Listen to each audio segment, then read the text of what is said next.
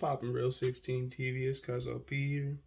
Um, I just had some things on my mind. There's always trouble in paradise, but I'm not saying that because of this. I'm just saying that because today's conversation about emotional intelligence. Now, emotional intelligence is basically like your ability to control yourself during a situation, and that shit can be hard because sometimes people be trying your patience. They do. People try your patience, and then on the other end, sometimes you jump to conclusions.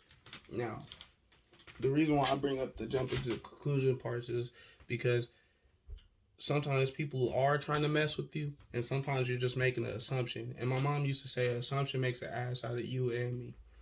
And I'm pretty sure what she meant by that is basically is like, if I assume something about you and it's not true, right?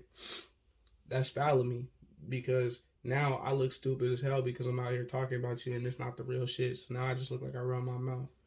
But if I assume something and well, you know what I mean. I said that weird, but like basically what I'm saying is generally. Hold on, I'll just start. What's popping, Real 16 TV? It's Cuz OP here. Um, basically, the topic that was on my mind is everything that glitters ain't gold. So generally, what I'm talking about today is emotional intelligence. Now, emotional intelligence is your ability to control yourself in certain circumstances. Now, sometimes people make assumptions. Now, generally, what I mean by people make assumptions is sometimes people, well, not people make assumptions. Sometimes people are either trying your patience or you just jump into conclusions. Now, when it comes to like trying your patience and stuff like that or coming to conclusions, sometimes you make assumptions and assume somebody is trying you when they're not, or sometimes they are actually trying you, and so you know what I'm saying, it just happens. But it takes emotional intelligence to be like, hold on, I'm gonna stop myself before this gets bad, figure out what's going on, and then I'm gonna get on your ass. So what happened to me is I have circumstances from like, not so specific, from like work and like I guess home sometimes, and then like relationships sometimes. You know, a little bit of everything where you can use some emotional intelligence and it wouldn't hurt. Well, basically what I'm getting at and shit like that is sometimes there'd be like trouble in paradise and you think everything's gonna be good and you want everything to be good and you're so serious about everything being so good and shit like that, that when something does go bad, it causes you to go completely off the rocker with how mad you are. And I think that requires emotional intelligence to stop and not just assume that everything is going to be gravy. You know what I'm saying? Or just intelligence in general, not even emotional intelligence. Emotional intelligence is just keeping it player, stopping, pausing, reflecting, right? I think regular intelligence just tells you, like, not to assume everything is just going to always be gravy.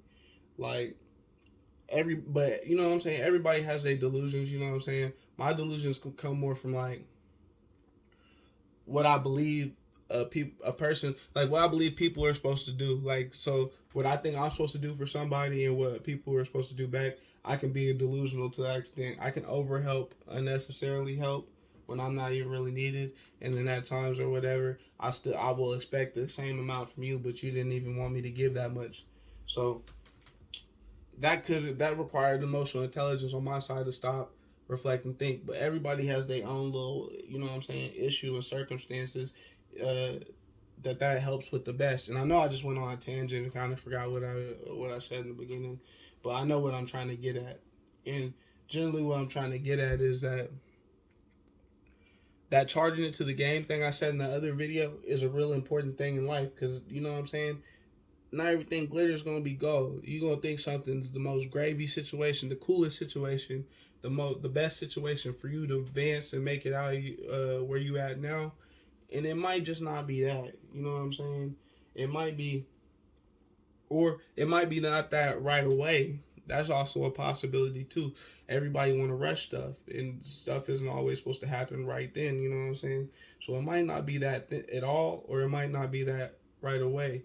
And for you to go ahead and go into everything full minded, I think you should go into everything with 100% effort. But I don't think you should go into everything 100% thinking everything's going to be okay. I think it's okay to sometimes think that there might be something bad on the back end. But there's a difference between being glass half empty and glass half full about stuff. You know what I'm saying?